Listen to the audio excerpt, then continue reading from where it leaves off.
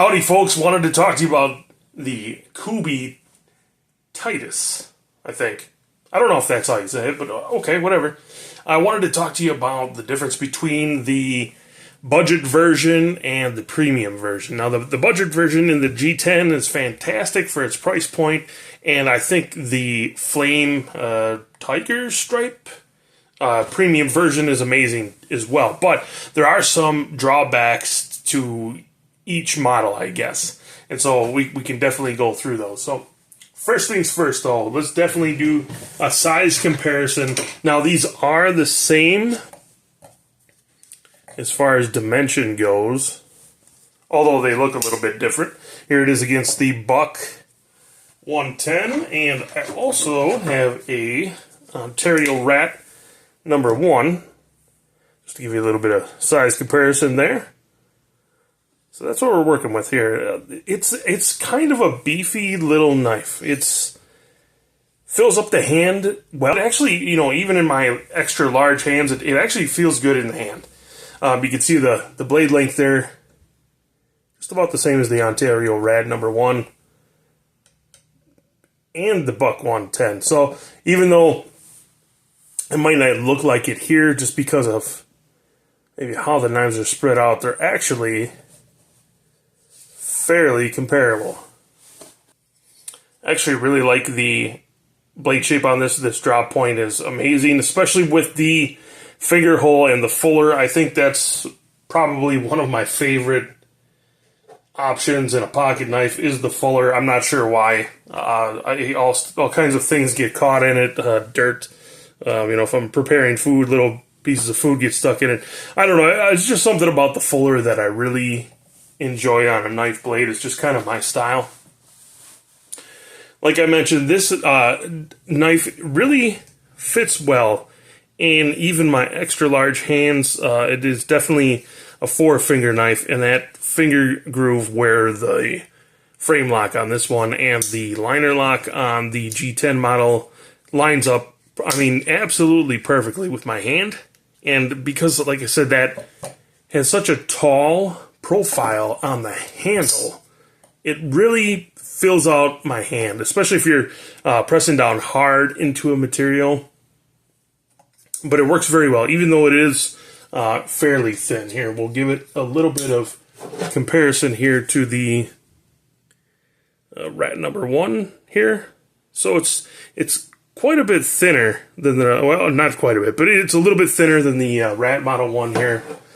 And at least the titanium version. I don't know. Is the G10 version the same? It should be. I think so.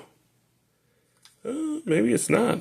Maybe the titanium version is just a little bit thinner. Something I hadn't noticed before. I've only been carrying this knife in my pocket now for about the last week. That's really given me some time to build some comparisons between the two. The pocket clip on each is okay. The G10 version is a little bit cheap, I will say. It's not the greatest pocket clip, and it is not, the screws are flat in there, but it is not, you know, milled into the G10, so it does not sit completely flat in there. However, on the premium version, this pocket clip is made out of titanium. It is milled into the titanium there, and the screws are inset, and this pocket clip is absolutely butter in and out of the pocket.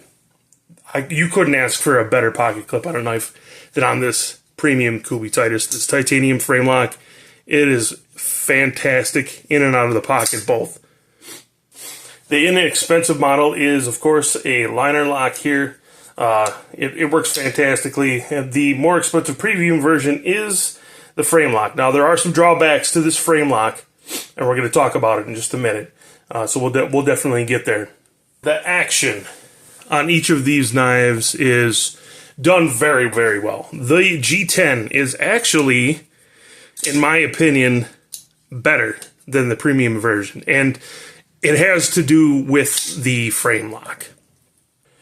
Kubey does a really fantastic job with their budget line of knives, and I really appreciate them for the action that they have. The ball bearings in here are perfect. Their detent is set perfectly. The only complaint I ever have is when the knife is closing, although I don't know, I guess it's just an audible sound there at the end where you can actually hear the pocket clip rattle just a little bit when it closes completely, but it's not as bad as the premium version, because I really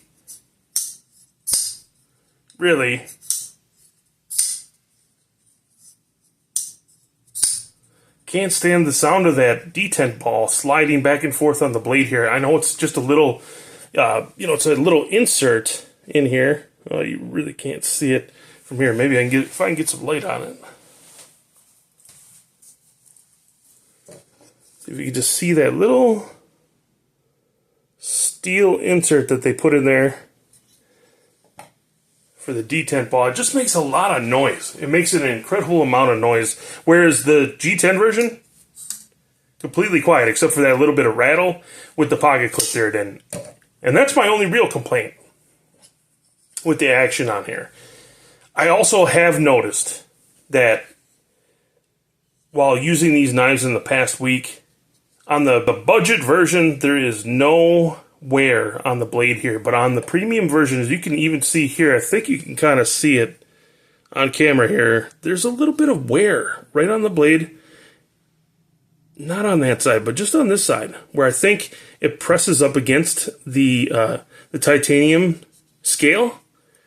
And I'm just concerned about that, because over time, I think it's actually going to wear this side of the blade. You can kind of see it, and it's not just oil or anything. That's actually wear on the blade. So that's a little bit concerning for a premium knife.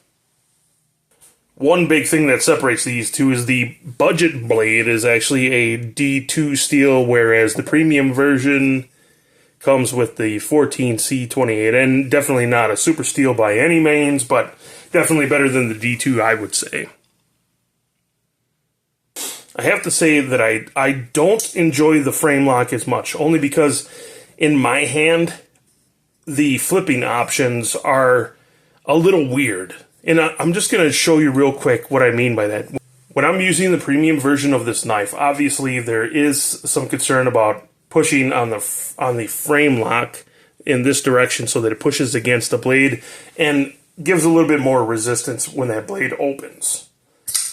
I can still do it. It's okay. I can feel it, though, that it's not as smooth as it should be. Now, that's really not my complaint about the action of this knife. It's really just the placement of that frame lock, where it's not as natural for me to grab, even when I'm going to use the flipper, which is great on this knife. But I'm also I normally put my fingers here, where I'm still pushing on the frame lock here to open that knife. Now, I can move my finger a little bit. However, it's not as natural for me to pull my finger back here. The opening method that actually works the best on here is the Spidey flick, because I'm gripping with my fingers here, holding here at almost the pivot, and the middle finger is not in the picture to push against that frame lock. That one works the best. I also have noticed, for all my lefties out there, that especially with the premium version, this is an excellent left-handed knife, because you don't have the frame lock on this side, and you can grip it wherever you like on the show side and open the knife however you like. That I thoroughly enjoy. I actually enjoy it also on the G10 model, even in the left hand. It's a great left-handed knife. It definitely works well both ways, either right or lefty. So that's really great. And the pocket clips are reversible on each. So if you have to, if you are a lefty, this knife will work for you too. We got a little bit of wet hand test now. Both of these knives are very grippy when they're dry. It's actually pretty good, even with wet hand on the G10. On the titanium, even on the titanium, because of the milling on this titanium, it's got a little bit of texture in there. You can kind of see it. It actually grips really well, so I'm pretty confident with that, except it's a little bit slippery back here, but it's not bad. And actually, it's pretty good. Over the past week, I have not tried this with a glove on. Kind of sorry to say that I haven't until now, but we definitely want to see if we can close this thing. Let's see, the budget version, pretty good on closing. Thumb flick with the glove on opening. Definitely with the flipper tab, that works pretty well. I highly doubt I never get a spidey flick out of a glove. No, just too much stuff in the way. That's okay, that's alright. What about the frame lock? Let's see, we can actually, oh, that actually works pretty well with the glove. A little bit, no. Again, it's where you're placing your fingers back here to actually get a grip, to get that thumb hole to work. And with the glove on, I can't get my thumb in there, but the flipper tab works okay for that. So definitely, I almost prefer and would recommend, if you're thinking about getting a Kubey Tityus, I would almost get the budget version. You're going to save yourself some money. It has better action. And I think overall, it just gives you a little bit more options, unless you're a lefty. If you're the small percentage of the population that's a lefty, I would almost recommend the premium version because it is absolutely perfect in the left hand. Except for that little bit of sound in that detent ball.